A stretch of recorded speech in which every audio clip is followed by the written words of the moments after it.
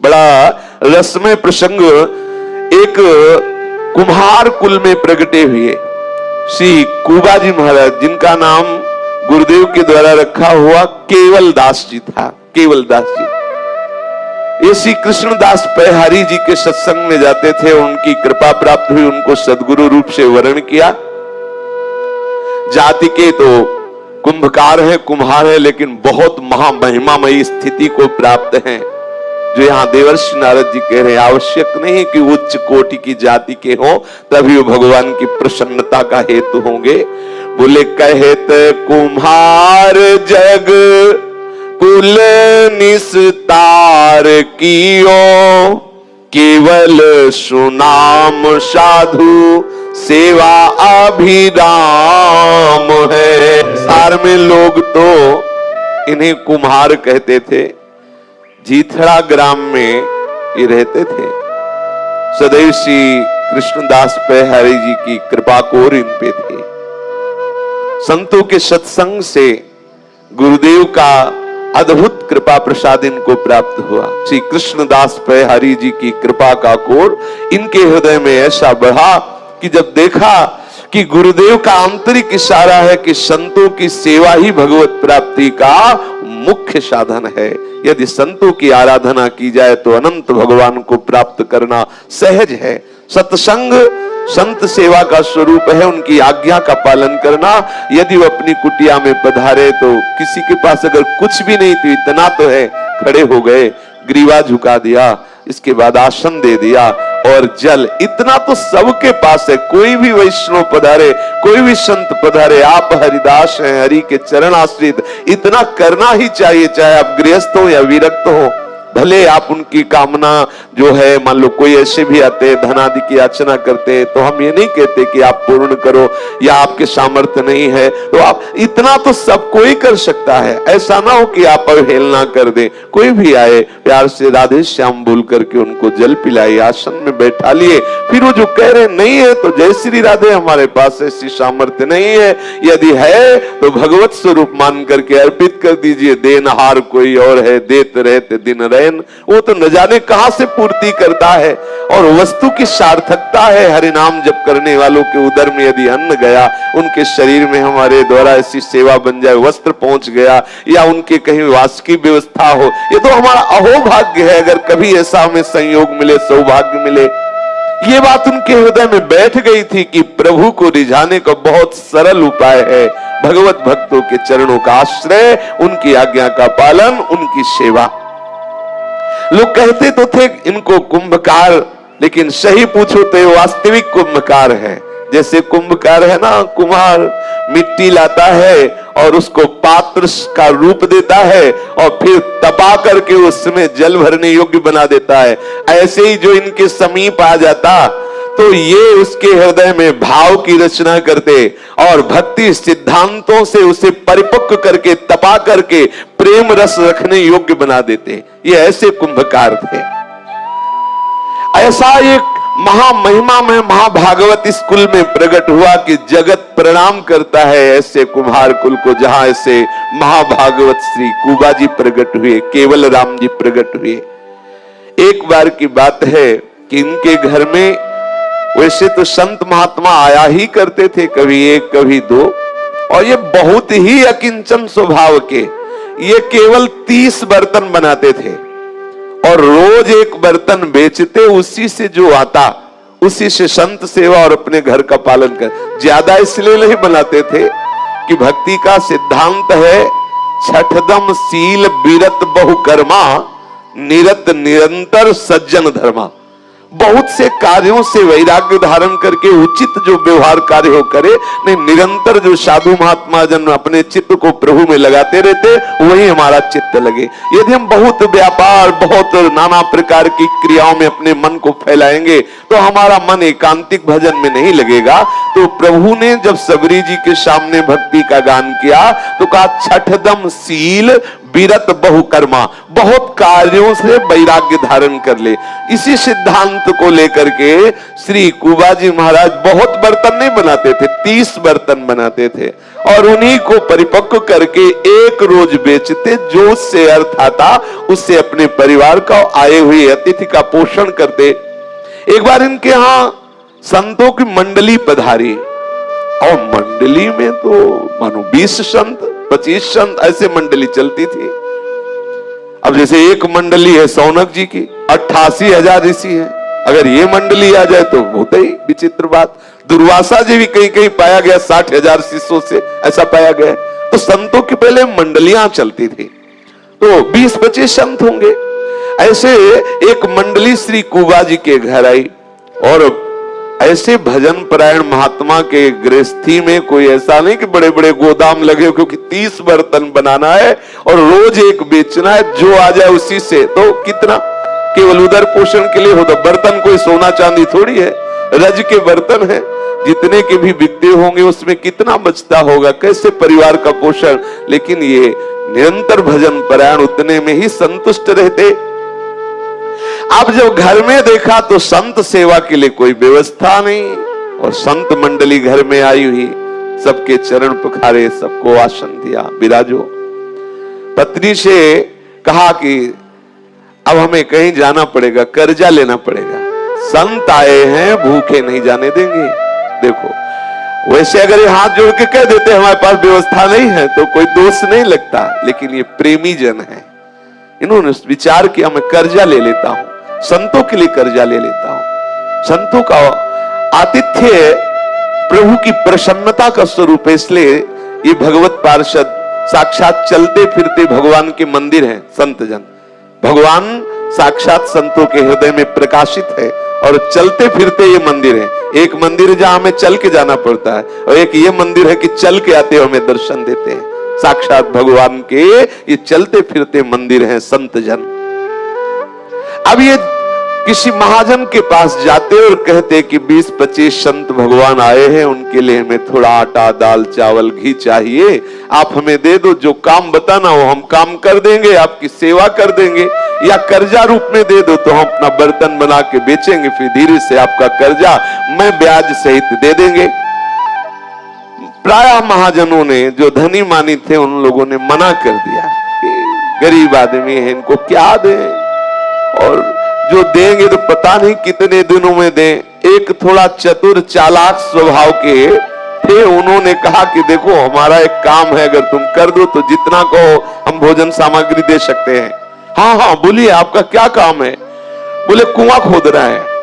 उस समय पानी के लिए कुआं ही होता था, मुझे जल चाहिए, जल के लिए कुआं चाहिए, और वहां कुआं खोदना मतलब 80 हाथ के नीचे कहीं पानी मिलता था। अब वो तय कर लिया। देखो कैसा स्वार्थी स्वरूप होता है धनी मानी जनों का। केवल भोजन संतों का करवाना है, वो जो चाहो आटा दाल घी ले जाओ, लेकिन आपको कुआं खोदना पड़ेगा। और ये इतने भगवत भक्तों की आराधना में तन्मय कि केवल इतने पे तय हो गया, ठीक है आज तुम हमें घी बुरा आटा दाल चावल ये दे दो, आज हम संतों को भोग पवाते हैं, फिर इसके बाद हम आपका पक्का वादा जितना जैसा कहोगे वैसा हम कुआं खोद देंगे। स्वीकार कर लिया प्रसन्न मुद्रा में। अब जो जो आवश्यक सामग्री थी उसने दे दिया। अब इनके हृदय में बहुत आनंद है कि जिन संतों के केवल एकमात्र जीवन आधार भगवान श्याम सुंदर है, आज उनकी आराधना करने का मुझे प्रभु ने अवसर दिया है। ऐसे आनंद मगन हो करके बहुत सी सामग्री ला करके संतों की सेवा कर रहे हैं। सुंदर सुंदर पकवान आदि बनाए, भोज्य पदार्थ बनाए और ठाकुर को भोग लगाया और सब संतों को पवाया, खूब आनंदित हो रहे हैं। कितनी भगवत भक्तों के प्रति प्रियता है कुबा जी की, केवल संतों के उदर पोषण के लिए वो सामग्री देगा और आप ही कुआं खोदेंगे। कितनी बड़ी बात थी कुआं खोदना। अब आप सोचिए, थोड़ी क्यारी खोदना हो तो बात अलग, पूरा कुआं खोदना है 80 हाथ का, तभी वहां से जल निकलेगा। अब जब संत भगवान सुंदर प्रसाद पाए, 1-2 दिन रुके और फिर चले गए, तो इन्होंने वादा किया था कि मैं सेवा करूंगा, कुआं खोदूंगा। बड़ी रसमयी स्थिति है। एक एक फावड़ा चलाते हैं, हर फावड़ा में वो नाम उच्चारण करते हैं, राम राम सिया राम सिया राम। पत्नी को प्रार्थना करके साथ लाए हुए हैं। वो मिट्टी के तसले को उठवाती है, फेंकवाती है, और उससे भी कहते हैं कि अगर बात करना है तो हमें राम नाम संबोधन करके बात करना। बात करने जैसे अपने लोग बात करते हैं, राधे ऐसा संबोधन करते हैं, श्री हरिवंश ऐसा मतलब हमें पुकारा जा रहा है या हमें संकेत किया जा रहा है। वैष्णव जन आपस में संकेत भी करते हैं तो आराध्य देव के नाम से ही संकेत करते हैं। अब वो इस भाव में मगन किसने संत सेवा के लिए हमें जो सामग्री दी, मुझे पूर्णतः वादा निभाना है। स्वार्थ लोभी महाजन को तो आनंद हो गया, थोड़ा सा अन्न देने पर इतना बड़ा काम करवाना, उसके लिए तो और लाभ का विषय है। अब ये भगवान नाम कीर्तन करते हुए एक एक फावड़ा मार मार करके रज भरते तसले में नाम उच्चारण करते हुए तसले को फेंकते जाते। श्री केवल राम जी उस महाजन का कुआं खोदने लगे। खोदते समय आप तोते की तरह भगवान नाम उच्चारण कर रहे हैं, क्योंकि रस में डूबेंगे तो फावड़ा कैसे चलेगा, कैसे मेहनत होगी। इसलिए यहां तोते का शब्द केवल रिटर्न। अगर चिंतन में डूब गए तो सेवा कैसे बनेगी। तो जिभ्या से जैसे तोते को सिखा दे बोलता रहता है, ऐसे जिभ्या से निरंतर सिया राम सिया राम सिया राम एक एक फावड़ा मारते हैं, वहां खोदते जा रहे हैं। जैसे जैसे फावड़ा मारते हैं सिया राम मिट्टी निकाल के तसला में स्त्री को संकेत करते हैं अपनी पर, सिया राम अर्थात उठवाओ, और उठा सिया राम, एक एक कदम आगे सिया राम सिया। कितना सुंदर भजन पद्धति। और उसको फेंकते हैं रज को, फिर सिया राम, फिर आके खोदते हैं। पूरा ऐसे ही फावड़ा चलाना, तसले में डलिया में भर करके उसे फेंकना, और उनकी पत्नी उनका सहयोग करा देती है, उठा देते हैं। नाम में डूबे हुए निरंतर नाम रटते हुए बैठते हैं तो राम, उठते हैं तो राम, बोलते हैं तो संकेत में राम, जब प्रसाद पाते हैं तो राम, पानी पीते हैं तो राम, हाँ घर में बैठे हैं तो राम, जाग रहे हैं तो राम, सो रहे हैं तो राम, हाँ एक एक श्वास राम राम राम। अगर वो कुछ दे रहे हैं तो राम, कुछ ले रहे हैं तो राम। सुंदर नाम में डूबे हुए उनकी ऐसी सेवा प्रारंभ हुई।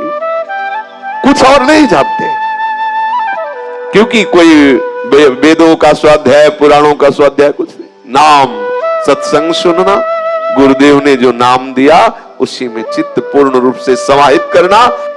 अब वो कुआं खोदना नाम रटते हुए प्रारंभ किया।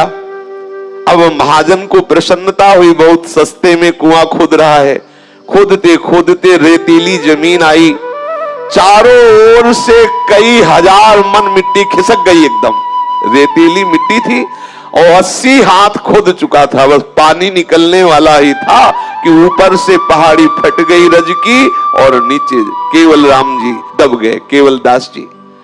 अब वो मिट्टी इतनी थी कि जब लोग दौड़े वहां, उनकी पत्नी आवाज की रोने लगी। लोग दौड़े तो देखा हजारों मन मिट्टी ऊपर लद गई, तो बोले अब तो सवाल ही नहीं कि बच सके, क्योंकि इतनी मिट्टी वहां सांस ही लेने की जगह नहीं, तो निकालना बेकार है।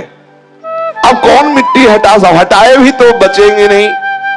अब उनकी पत्नी को समझाया कुछ ले दे करके उस धनी मानी ने कि भाई तुम्हारे भाग्य में ऐसा था, ऐसा आदि।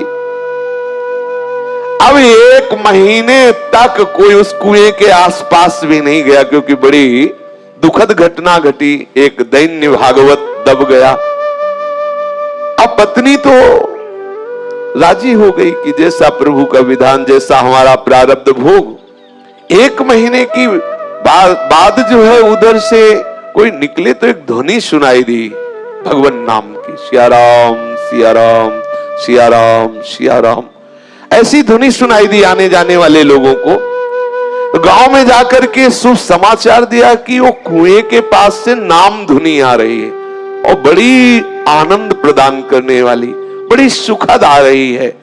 अब जो लोग उधर उस कुएं के आसपास आते, इतनी आनंदमयी नाम धुनी थी कि सबको एकदम रोमांचित हो जाते।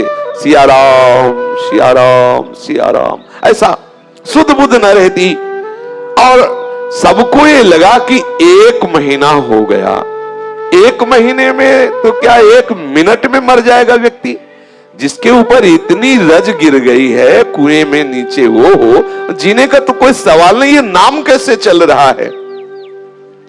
अब यात्रियों के द्वारा ये भी सुनाई दिया कि केवल नाम ही नहीं चल रहा, साथ में ताल मृदंग करताल भी बज रही है।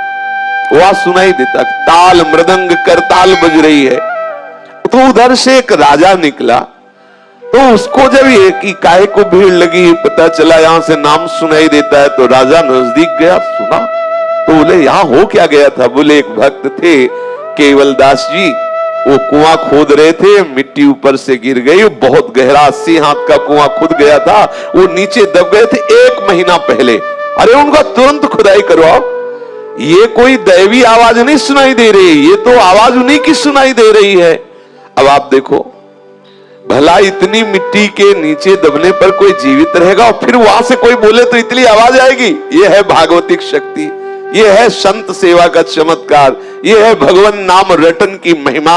ऐसे तो कोई भले प्रमाद कर देता, लेकिन जब राज आदेश हो गया कि तत्काल मिट्टी हटाई जाए, तो मिट्टी हटाना प्रारंभ हुआ। जीव ही मिट्टी हटाई तो देखा कि एक मेहराब सा बन गया, गुफा सी बन गई। देखो कृपालु प्रभु की कृपा। जहां को केवल दास जी बैठे हुए थे, काफी दूर तक मिट्टी नीचे नहीं गिरी थी, अपने आप ऐसे ऊपर रुक गई थी, एक गुफा सी बन गई थी। ऊपर सब मिट्टी है और नीचे एक गुफा, बिल्कुल आराम मुद्रा में वो बैठे हुए हैं और जोर जोर से नाम धुनी हो रही, सिया राम सिया राम सिया राम, ऐसी। और सबने देखा कि उनके समीप बहुत सुंदर पात्र में कुछ भोग रखा हुआ है, बढ़िया सुंदर जल रखा हुआ है। देखो 80 हाथ नीचे कौन भोजन पहुंचा रहा है, कौन जल पहुंचा रहा है, कैसे वायु जा रही है, कैसे यहां तो थोड़ी देर अगर किसी थोड़े से भी उसमें, जैसे लिफ्ट में बिजली चली जाए तो प्राण घबराते, भाई जल्दी कुछ व्यवस्था करो, निकाल। एक महिला उसमें नीचे, कैसे प्राण रहते भक्तों की, कैसी अद्भुत सोच के जी में घबराहट पैदा होती। सोच के थोड़ी देर सोचो, एक 80 हाथ का कुआं है और ऊपर से, ठीक है वो आपके ऊपर नहीं गिरी, थोड़ा ऊंचाई में बिल्कुल पैक हो गया। अब आप बता, इतना सोच के केवल प्राण घबरा रहे, कैसे रहेंगे? लेकिन देखो कैसा नाम प्रेमी महात्मा, कैसा भगवत भक्त सेवी महात्मा, कैसे प्राणों से युक्त, बलवान प्राणों से युक्त है, नाम कीर्तन हो रहा है। समय समय पर प्रभु सुंदर जल और भोजन पहुंचा रहे। अरे उन्हीं को नहीं पहुंचा रहे, कितने ऐसे जीव अनंत है सृष्टि में, जो भूमि में के नीचे दबे, जो पहाड़ों के नीचे, प्रभु सबको दे रहे। ये ज्ञान जिसको हो जाता है, वो पोषण भरन चिंत कराई, श्री हरिवंश विभव विलसाई, वृंदावन की माधुरी। अब तो जो जो वहां थे सब राजा सहित श्री केवलदास जी के चरणों में लिपट गए। भगवत कृपा से बिल्कुल सुरक्षित थे, बस थोड़ा पीठ ऐसे करले से थोड़ा पीठ में कुबर निकल आया था। थोड़ा 1 महीने से ऐसे ही बैठे थे तो पीठ में थोड़ा सा कुबर, और सुंदर जलपात्र रखा हुआ, सुंदर भोग सामग्री रखी हुई है। अब तो सब कीर्तन करते हुए उनको कुएं से बाहर निकाला गया, घर लाए। अब तो नगर के लोग दौड़ दौड़ करके आ रहे हैं, अलग अलग गांवों के लोग भेंट लेकर के। आश्चर्य की बात है, आश्चर्य की बात, सर्वाश्चर्य के 1 महीने से कुएं में प्राण नहीं गए, वहां भोजन, वहां जल पहुंचा रहे, नाम कर रहे, प्रसन्न मुद्रा में सब लोग आते, प्रणाम करते, पूजा करते। बड़ी भीड़ लग गई उनके द्वार में, चारों ओर झुंड के झुंड भक्तों के समूह आकर के उनको प्रणाम करने लगे कि अहो भाग्य, ऐसे महाभागवत के दर्शन हुए।